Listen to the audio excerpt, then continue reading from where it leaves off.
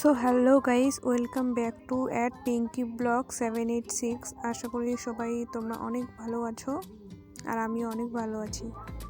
So friends, আজকে আমি নিয়ে এসেছি তোমাদের জন্য সিম্পল একটা কলকা ডিজাইন। মেকআপের কিন্তু একটা বেস্ট পার্ট হলো কলকা, আর কলকা করতে আমার বরাবরই বেশ ভালো লাগে।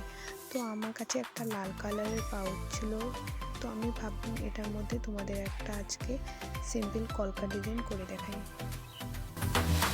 তো তোমরা শেষ পর্যন্ত ভিডিওটা দেখতে থাকো, আর আমার কলকা ডিজাইনটা তোমাদের কেমন লাগলো সেটা কমেন্টে অবশ্যই জানাও।